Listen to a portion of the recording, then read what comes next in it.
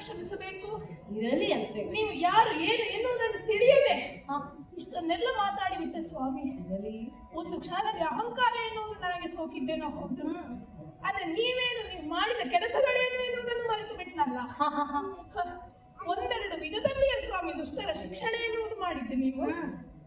ಹಲವಾರು ವಿಧಗಳಿಂದ, ಉದಾಹರಣೆ ಮತ್ಸ್ಯಾವತಾರದಿಂದ ಸೋಮಕನನ್ನು ಕೊಂದರೆ, ಕೂರ್ಮಾವತಾರದಿಂದ ವೇದಗಳನ್ನು ಕಥೆಯುವಂತಹ ಸಂದರ್ಭದಲ್ಲಿ ನಡೆದಂತಹ ಮತ್ಸ್ಯನ ಘಟನೆಯ ವಿಧಿದಲ್ಲಿ ಅಲ್ಲ ಸ್ವಾಮಿ, ಕೂರ್ಮನ ಚಿಪ್ಪಿನೊಡೆತ್ತೀವಿ ಅಷ್ಟಕ್ಕೆ ಮುಗಿಯಲಿಲ್ಲ. ವರಾಹಾವತಾರದಿಂದ ಭೂದೇವಿಯನ್ನು ಕತ್ತೆ ಎತ್ತಿರುವಂತಹ ಸಂದರ್ಭದಲ್ಲಿ ಭೂದೇವಿಯನ್ನು ಕರೆತಂದವರು ನೀವು. ಹಿರಣ್ಯ ಕಶಿಪುವಿನ ಹತ್ಯೆ ಆಯಿತು ಯಾವ ರೀತಿಯಲ್ಲಿ? ನರಸಿಂಹಾವತಾರದಿಂದ ಕೇವಲ ಉಗುರಿನಿಂದ ಆಟ ಆಡಿಸಿಕೊಂಡವರು ನೀವು. ಅಷ್ಟೇ ಅಲ್ಲ, ವಾಮನಾವತಾರದಿಂದ ಬಲಿ ಚಕ್ರವರ್ತಿಯನ್ನೇ ಕೊಂದವರು ನೀವು. ಇಷ್ಟನ್ನೆಲ್ಲ ಮಾಡ್ತಾ ಇದ್ದೀರಿ ಅಂತಾದ್ರೆ ನಿಮ್ಮ ಮಹಿಮೆಯನ್ನು ನಾನು ಅಳೆಯುವುದಕ್ಕೆ ಸಾಧ್ಯವಾ ಹೇಳಿ? ಸಾಧ್ಯವೇ ಇಲ್ಲ. ನೀವು ಏನು ಎನ್ನುವುದನ್ನೆಲ್ಲ ಸುರಭ ಮುಖ್ಯ ಎಲ್ಲರೂ ತಿಳಿದಿರುವುದರಿಂದ ನೀವೇ ಗಣ್ಯರು ಎನ್ನುವ ಹಾಗೆ ಒಪ್ಪಿಕೊಂಡೆ. ಹೇಳಿದ್ರಲ್ಲ ಸ್ವಾಮಿ, ಮಾಗದರ ವಧೆಯಾಗುವುದು ಎನ್ನುವ ಹಾಗೆ.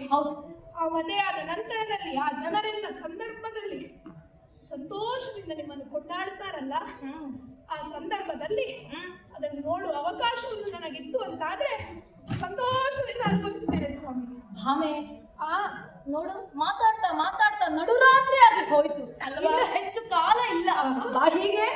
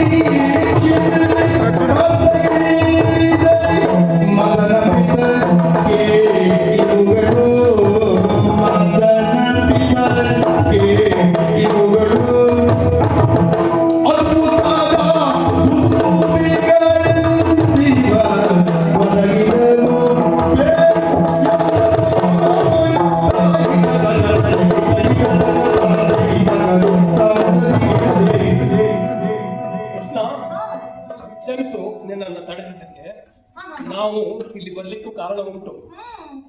ಅಪ್ಪನೇ ಅಣ್ಣನಿಂದ ಅಪ್ಪಣೆಯನ್ನ ಹಿರಿಯೂರ ಪಟ್ಟಣಕ್ಕೆ ಪ್ರವೇಶಿಸುತ್ತಿದ್ದಂತೆ ನಮಗೆ ಅನೇಕ ಆಶ್ಚರ್ಯಗಳು ಕಾಣ್ತಾ ಇವೆ.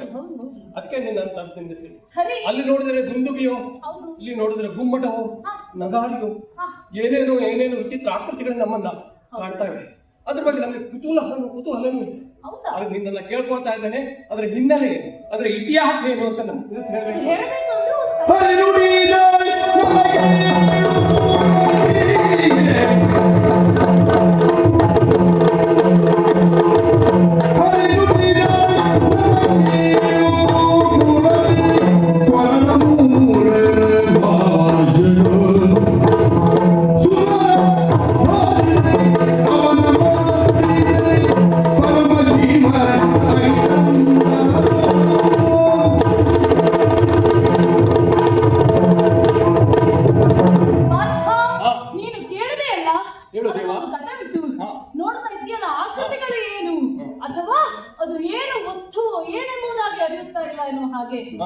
ಈ ಹಿಂದೆ ಕೊರಳು ಊರು ಇರುವಂತಹ ಮುಕ್ಕೊರಳ ದಾನವನೊಬ್ಬ ಇದ್ದ. ಮಾಷ ಎನ್ನುವಂತಹ ಹೆಸರಿನಿಂದ ಮೆರೆಯುತ್ತಿದ್ದವನಾತ. ಆತನಿಗೊಬ್ಬ ತಮ್ಮ ಇದ್ದ ವೃಷ ಎನ್ನುವ ಹಾಗೆ.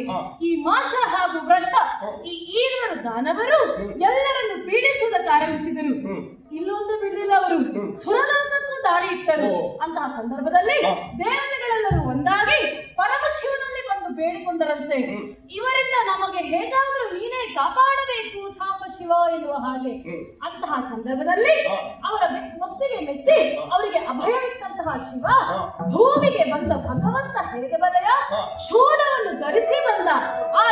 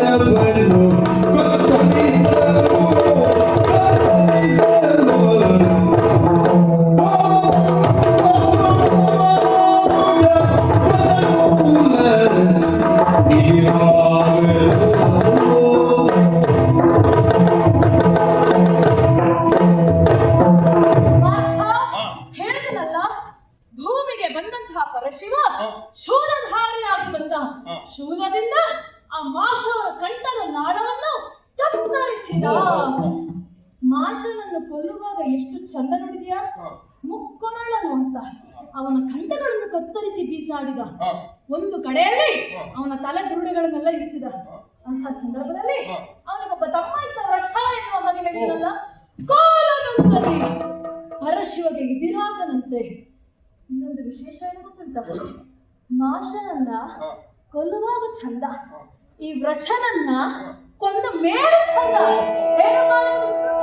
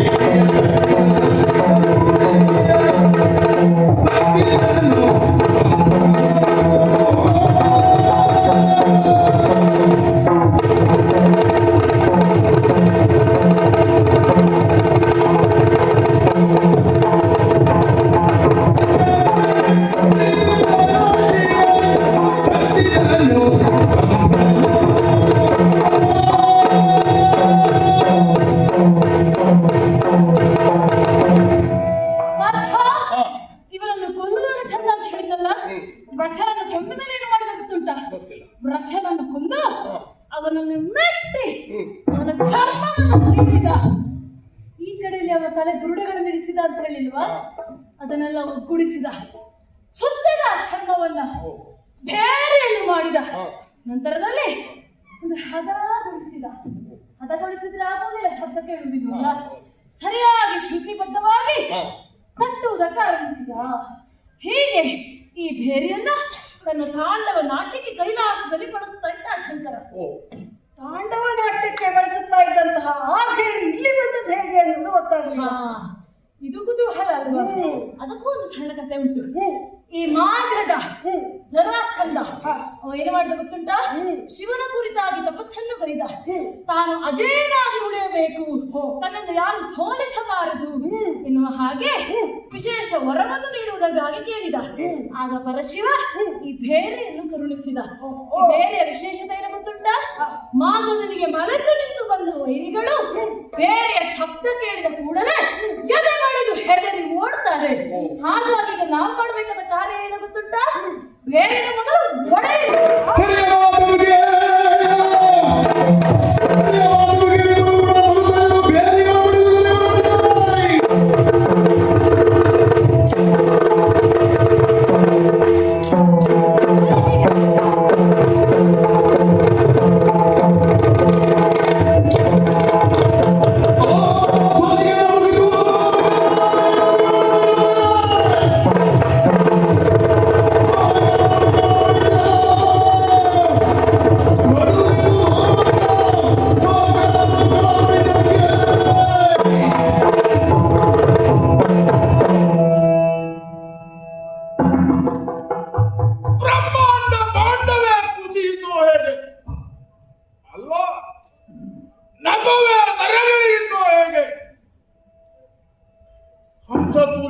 ತಲ್ಪದಲ್ಲಿ ಸುಖವಾಗಿ ನಿದ್ರಿಸುತ್ತಿರುವ ಹೊತ್ತು ಏನಾಯಿತು ಎನ್ನುವುದೇ ಅರ್ಥ ಆಗಲಿಲ್ಲ. ಭೀಕರವಾದ ಶಬ್ದ, ಭೂಮಿಯೇ ನಡುಗಿದ ಅನುಭವ, ಕರಗಿದ ಪುರೋಹಿತರನ್ನ ಕೇಳಿದ ಅವರಲ್ಲಿ ಹೇಳಿದ್ರಲ್ಲ, ಮಾನದ ಇದು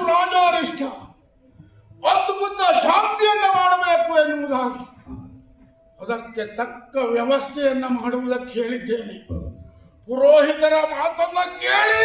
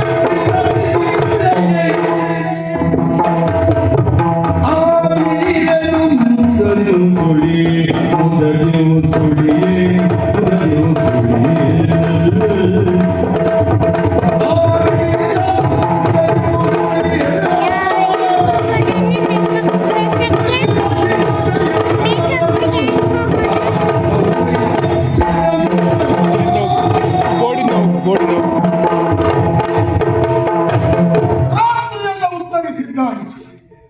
ಭಗವಾನ್ ಭಾಸ್ಕರ ದೇವ ಪ್ರಪಂಚಕ್ಕೆ ಬೆಳಕನ್ನು ಕೊಡುವುದಕ್ಕಾಗಿ ಮೇಲೇರಿ ಬರ್ತಾ ಇದ್ದಾನೆ. ತಂಡೂಲ ಪ್ರಸ್ಥದಲ್ಲಿ ಸಕಲ ಸಿದ್ಧತೆಯಾಗಿದೆ.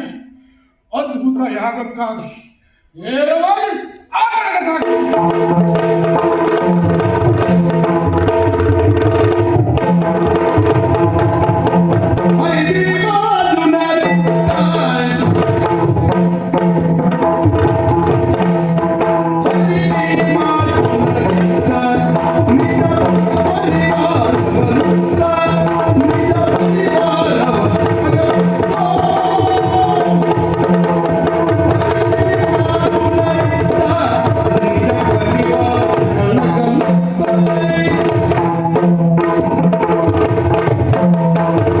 ಅಪರದ್ವಾರದಿಂದ ಬಂದು ನಿಂತಿದ್ದೇವೆ ಜರಾಸಂಧನಲ್ಲಿಗೆ. ಕಾರಣ ಏನು? ರಿಪುವಿನ ಮನೆ ನೇರ ದ್ವಾರದಲ್ಲಿ ನಾವು ಬರುವಂತಿಲ್ಲ. ಈತ ನಮಗೆ ಶತ್ರು. ನಿಜ ರೂಪವನ್ನು ಮರೆಸಿ ಬ್ರಾಹ್ಮಣರ ರೂಪವನ್ನು ಧರಿಸಿ ಬಂದಿದ್ದೇವೆ.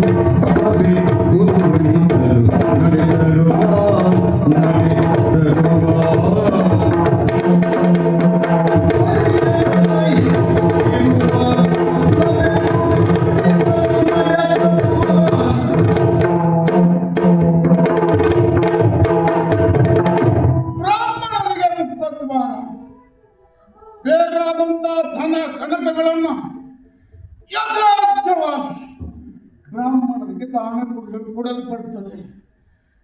ಹೇಗೆ ಬರಬಹುದು ಬ್ರಾಹ್ಮಣ? ಯಾವ ದಾರಿಯಲ್ಲಿ ಬೇಕಾದರೂ ಬರಬಹುದು. ಮಾಗದನ ಅರಮನೆ, ಅಂತರಂಗದ ಅರಮನೆ ಎರಡನ್ನೂ ತೆಗೆದಿಟ್ಟಿದ್ದೇನೆ. ಬರ್ತಾ ಇದ್ದಾರಲ್ಲ, ಋಷಿಗಳು ಮುನಿಗಳು ವೇದ ಪಾರಂಗತರು ಎಲ್ಲರಿಗೂ ವಂದಿಸಿಕೊಳ್ತಾ ಇದ್ದೇನೆ.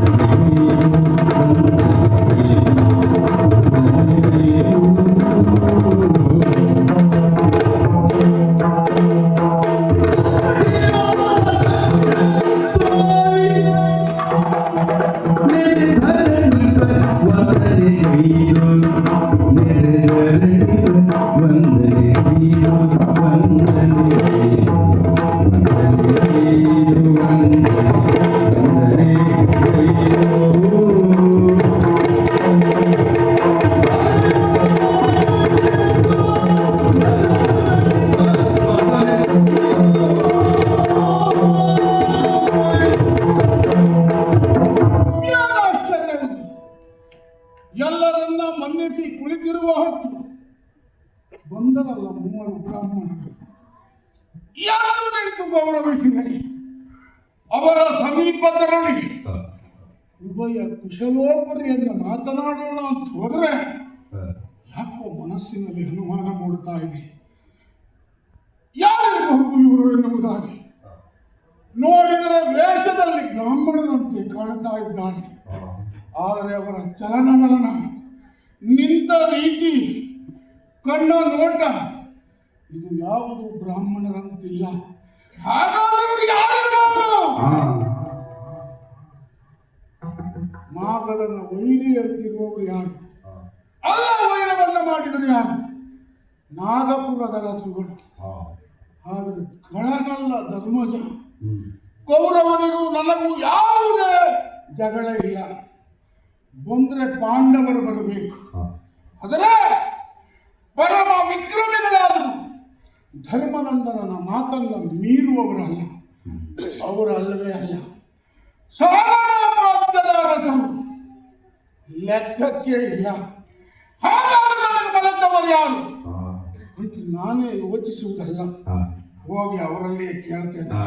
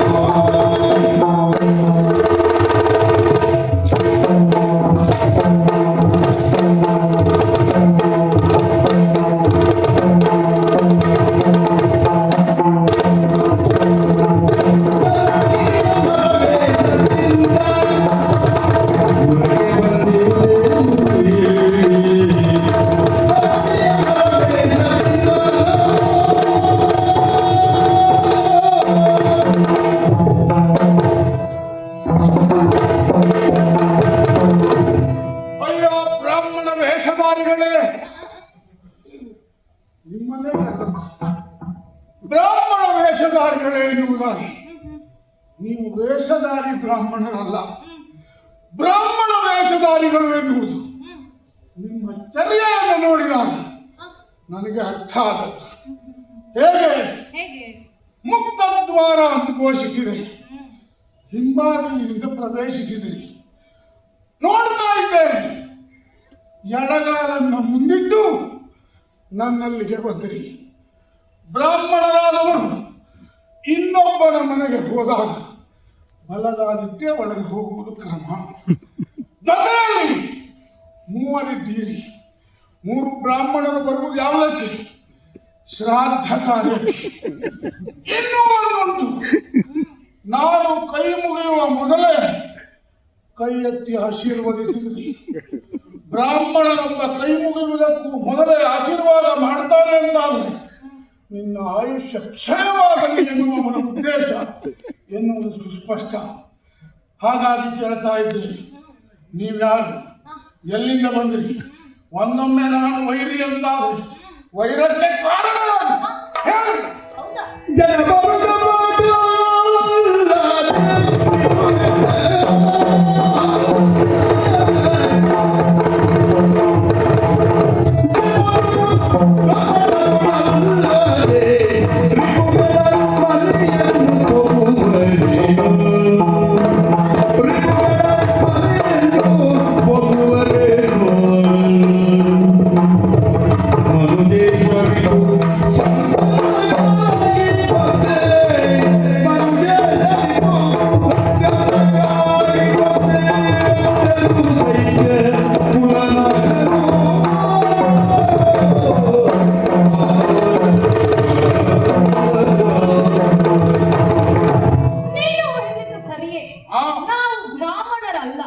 ಬ್ರಾಹ್ಮಣರ ವೇಷವನ್ನು ಮಾಡಿದ್ದೇನೆ. ಹೌದು, ಅದೇ ನಾನು ಹೇಳಿದ್ದು. ವೇಷ ಮಾಡಿದ್ದು ಹೌದು. ನೀವು ವೇಷಧಾರಿ ಬ್ರಾಹ್ಮಣರಲ್ಲ, ಬ್ರಾಹ್ಮಣ ವೇಷಧಾರಿ.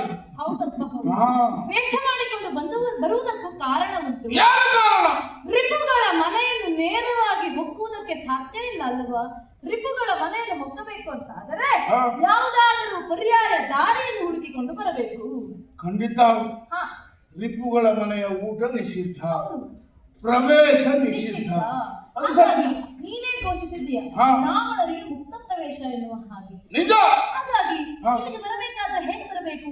ಬ್ರಾಹ್ಮಣ ವೇಷವೇ ಸರಿ ಅಂತ ಅನಿಸಿತು. ಮುಕ್ತ ದ್ವಾರ ಅಂತ ಹೇಳಿದೆಯಲ್ಲ, ಅಪರ ದ್ವಾರದಿಂದಾಗಿ ಇಲ್ಲಿವರೆಗಾಗಿ ಬಂದು ನಿಂತ ಕಾರಣ ನೀನು ನಮಗೆ ರಿಪು. ನಾನು ರಿಪು. ರಿಪು ಸಂಕರಕ್ಕೆ ಬಂದವ. ಶಿವ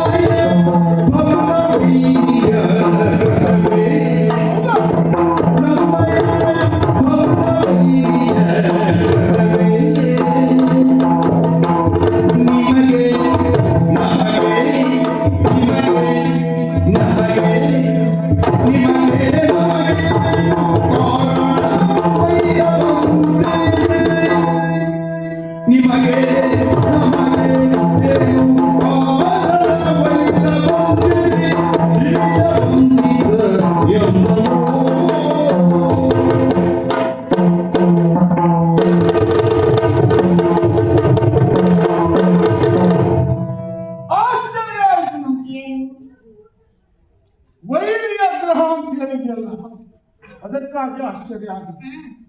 ಯಾವ ನೆಲೆಯಲ್ಲಿ ವೈರ? ಯಾಕೆಂದ್ರೆ ವೈರಕ್ಕೆ ಪ್ರಧಾನವಾಗಿ ಹೆಣ್ಣು, ಹೊನ್ನು, ಮಣ್ಣು. ನನಗೆ ಈ ವಯಸ್ಸಿನಲ್ಲಿ ಹೆಣ್ಣು ಬೇಕು, ಅಗತ್ಯವೇ ಇಲ್ಲ. ಹೊನ್ನು ನಿನಗೆ ಬೇಕಾದ್ರೆ ಸಾಲ ಕೊಟ್ಟಿ ಅಷ್ಟು ಉಂಟು. ಇನ್ನು ಮಣ್ಣು 87 ಜನ ಅರಸು ಮಕ್ಕಳನ್ನು ಸೆರೆಯಲ್ಲಿಟ್ಟಿದ್ದೇನೆ. ಇನ್ನು ಮಣ್ಣಿನ ಅಗತ್ಯತೆ ನನಗುಂಟು. ಇನ್ನೊಂದುಂಟು, ದಾಯಾದ್ಯ ಕಲಹ. ಅದು ಇಲ್ಲ. ನಮ್ಮಲ್ಲಿ ವೈರಕ್ಕೆ ಕಾರಣ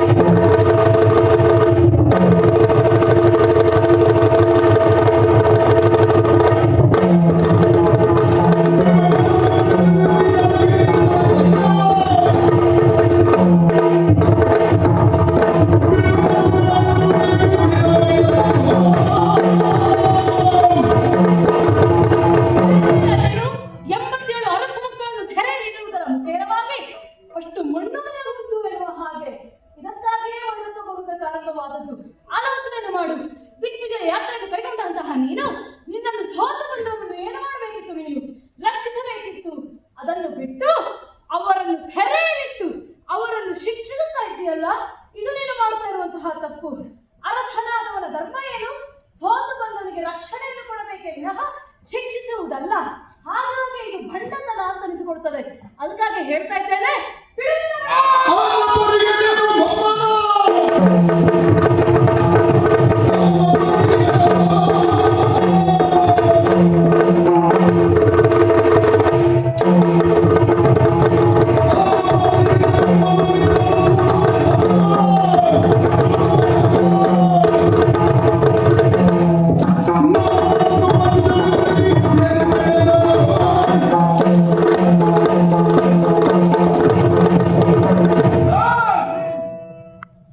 ಅವರನ್ನ ಸೆರೆಯಲ್ಲಿಟ್ಟಿದ್ದಕ್ಕೆ ನಿನ್ನತ್ತ ಆಕ್ಷೇಪ. ನೀನು ಅವರಿಗೆ ಏನಾಗಬೇಕು? ಅಜ್ಜನು, ಮೊಮ್ಮಗನು, ತಂದೆಯೋ, ತಮ್ಮನೋ, ಅಣ್ಣನೋ ಅಲ್ಲ ದೇವರು. ಅದ್ಯಾವುದೂ ಅಲ್ಲ. ಮರೆದವರನ್ನು ಕೊಂದು ಮರೆಯ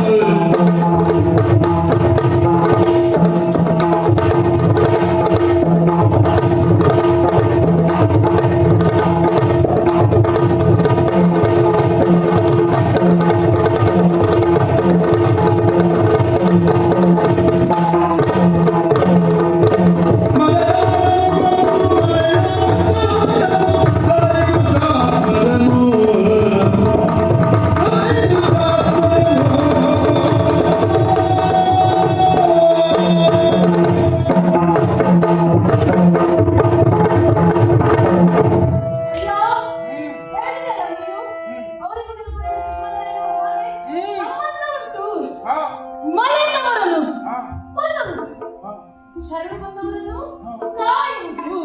ಹೌದಯ್ಯ, ಶಿಷ್ಟರನ್ನು ಶಿಕ್ಷಿಸಬೇಕು, ದುಷ್ಟರನ್ನು ಶಿಕ್ಷಿಸಬೇಕು, ಶಿಷ್ಟರನ್ನು ರಕ್ಷಿಸಬೇಕು. ಇದುವೇ ನನ್ನ ಕಾಯಕ. ನಾನು ಯಾರು ಗೊತ್ತುಂಟ? ಶಿಷ್ಟ ರಕ್ಷ ಸವನ ದೀಕ್ಷಿತ.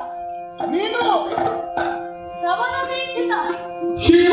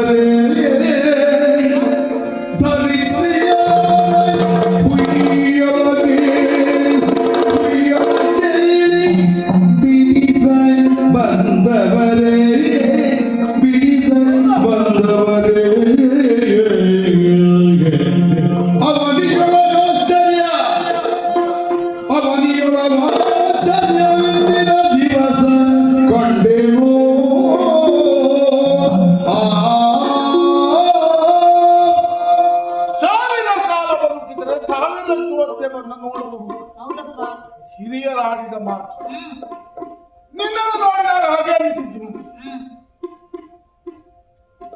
ಸೆರೆಯಲ್ಲಿರುವಂತ ಅರಸು ಮಕ್ಕಳ ಹುಯಿಲನ್ನ ಕೇಳಿ ಓಡೋಡಿ ಬಂದವ. ಲೋಕದಲ್ಲಿ ದುಷ್ಟರನ್ನ ಶಿಕ್ಷಿಸಿ ಶಿಷ್ಟರನ್ನು ರಕ್ಷಿಸುವುದು ಸವನ ದೀಕ್ಷಿತ.